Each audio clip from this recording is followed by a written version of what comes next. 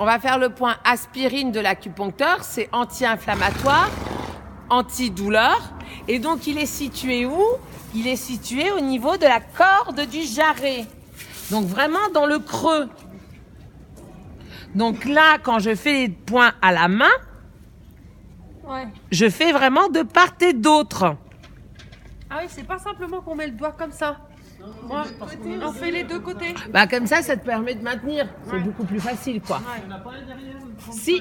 il y a le... Rein 3. R3 de l'autre côté. Donc là, quand je mets une aiguille comme ça, je fais même en transfixion, ça peut traverser de l'autre côté. C'est vrai ça? Ah oui, c'est vrai. Une petite aiguille fine comme ça, t'arrives. Ça peut. C'est pas une obligation, mais ça peut. Pas une obligation. Non, Moi, je faisais à chaque fois. Mais des fois ça fait et puis des fois pas. Donc là ça permet vraiment donc anti-inflammatoire, anti-œdémateux, donc en cas de douleur. C'est long, c'est pas facile. En cas de douleur, c'est aussi le point pour réguler l'éjection du lait. Donc quand on a une génisse qui donne pas son lait ou une vache qui en salle de traite ou même dans les logettes pisse le lait, c'est un point qui permet la régulation du lait. Dans un sens ou dans un autre. C'est toujours le même point. C'est un point aussi qui permet d'ouvrir le col. Ah ça je l'ai vu. Donc- mais, une chèvre, ça s'ouvrait pas. J'ai appuyé là, mais avec la main. Oui. Et ça a mis quoi 40, même 30 secondes. C'est pas C'était possible. incroyable, Ouais. vachement rapide. Ah oui, oui. Ouais. Après, ça dépend de la quantité d'énergie que l'animal dispose. Mais c'est quelque chose, quand on fait un point, c'est pas 3 jours plus tard qu'on a le truc. Alors des fois, il faut renouveler matin et soir. Mais c'est des choses, surtout là, quand c'est des trucs d'urgence, c'est vraiment dans l'instant où ça se passe. Donc V60, C'est pas ce point-là qui est abortif, qui est marqué. Alors. Parce que ça m'a... mon Dieu, top.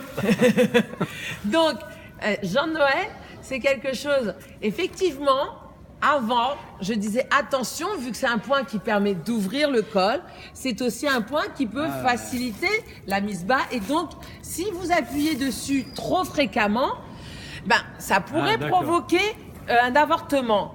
Mais il faut savoir qu'on est fait pour le vivant.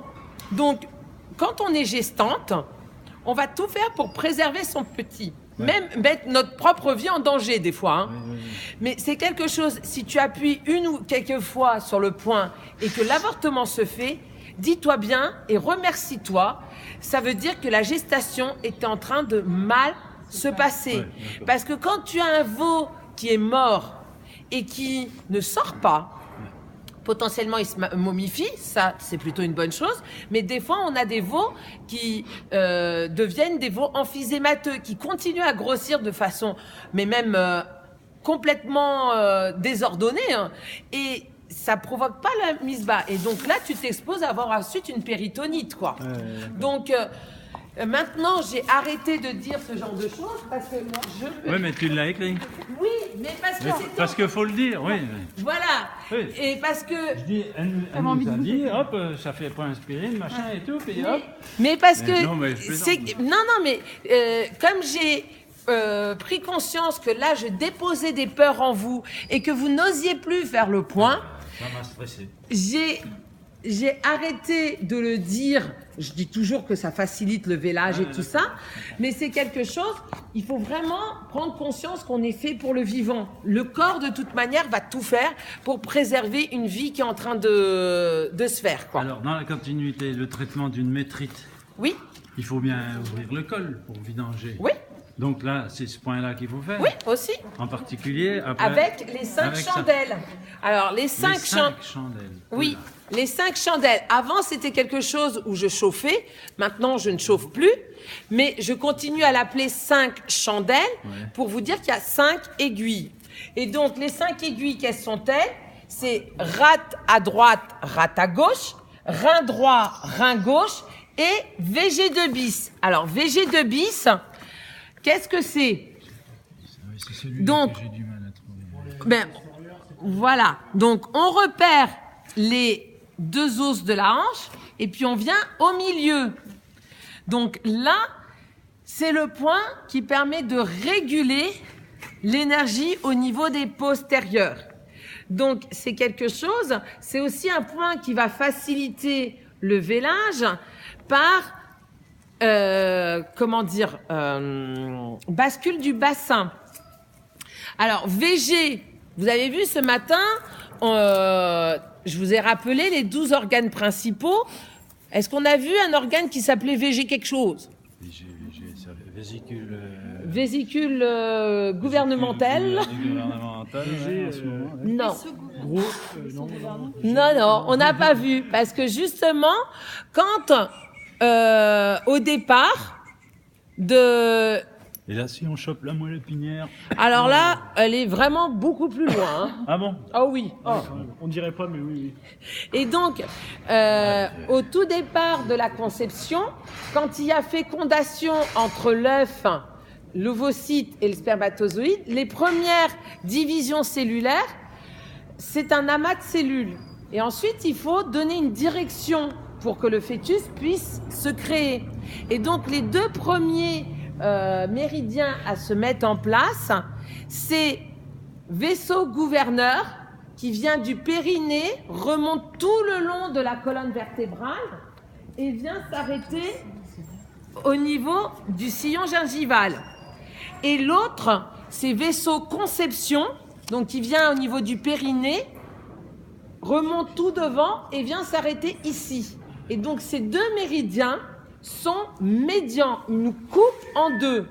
Autant les autres, ils sont bilatéraux, autant vaisseau conception et vaisseau gouverneur sont unilatérales, ils sont médians.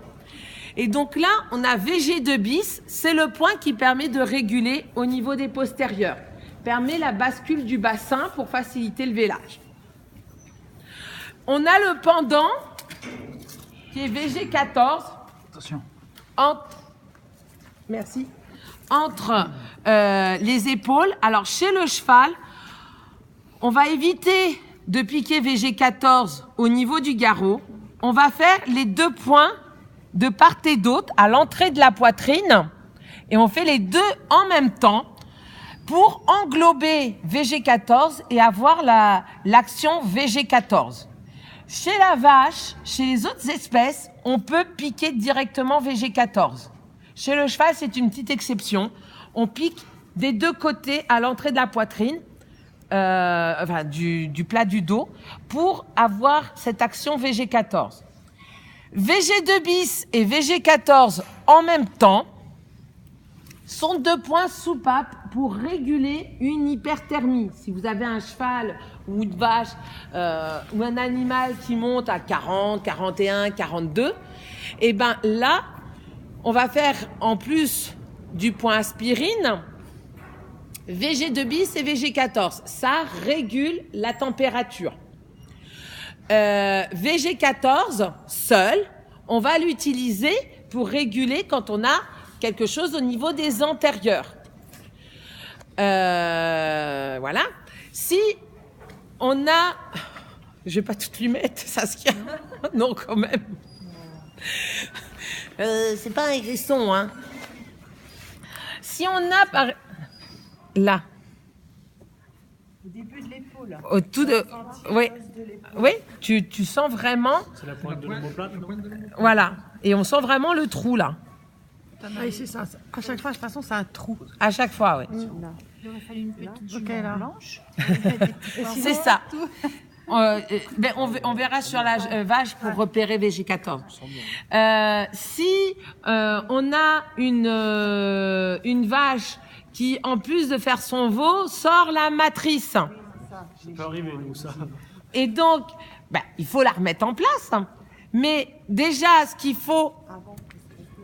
Alors, justement, en attendant, ben, on va arrêter l'hémorragie.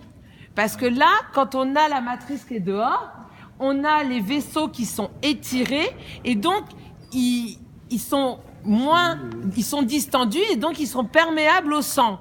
Et donc là, pour arrêter l'hémorragie, que ce soit une hémorragie en nappe, soit une hémorragie interne ou externe, on fait les points rate. Donc là, on fait rate à gauche, rate à droite et le point rate du milieu. Donc on fait les 3 points. Ratatouille. Oui. Et si ça persiste, on peut rajouter un point intermédiaire des 2 côtés et donc aller jusqu'à 5 points. Ça vous arrête toute hémorragie. Déjà, on arrête l'hémorragie parce que c'est quand même ballot quand. Bon, c'est très fréquent. Mais c'est très ralent quand tu as remis la matrice et qu'après, l'animal est mort d'une hémorragie interne dans ces cas-là. Donc là, on fait les 3 points. Rate à droite, rate à gauche et le point au niveau de la colonne. Ratatouille. OK ? Et les intermédiaires, si nécessaire, entre ratatouille et rate à gauche, ratatouille et rate à droite. Et donc ça arrête toute hémorragie. Ensuite, on remet la matrice en place, parce qu'il faut quand même avoir cette action de remettre la matrice en place. On fait VG2 bis pour permettre cette bascule qu'elle se remette bien en place, et on fait VG14 pour ramener en haut, pour éviter qu'elle ressorte, parce que ça va permettre de réguler les contractions. Donc la vache est au milieu 14, hein, c'est ça? Oui, VG14. Si justement vous avez une vache dont le veau vient en faisant Superman et que quand vous essayez de repousser le veau, elle pousse comme une malade. Des fois, c'est des choses qui sont compliquées. Eh bien, vous faites VG14. Donc, chez la vache, c'est au niveau de la colonne.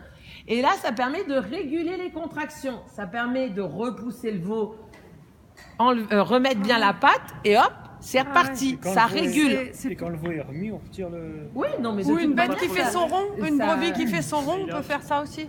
Une brebis qui fait son rond. Qui fait son... Prolapsus. Oui, rouge. prolapsus. c'est ça. Ah, mais là, tu veux dire en fait une patte retournée, quoi. Il a juste une patte qui se Oui. présente et l'autre, elle est Et à l'arrière. repoussée et puis Bah oui. représenter les 2 pattes et la tête, quoi. C'est ça. Quand elle pousse, Surtout les limousines, elles le font bien, ça aussi. Ouais. Elles s'arrêtent Et- pas. Et c'est quelque chose, voilà, là, ça permet de réguler les contractions. Si vous avez, parce que des fois, il faut bien passer par une césarienne, malgré le veau est vraiment beaucoup trop gros. Et quand on a commencé à ouvrir, elle continue à pousser comme une malade. Eh bien, faites VG14. Ça va permettre de réguler les contractions, ça va faciliter le travail de mon confrère. Et c'est quelque chose, c'est aussi des chances de plus de sauver tout le monde. Parce que quand elles poussent comme une malade et qu'ensuite elles sortent leur rumen et tout ça, c'est moins pratique, quoi. Là, le veau est dehors et par contre, il est pas bien là. Pour le réanimer, qu'est-ce qu'on fait? HM1.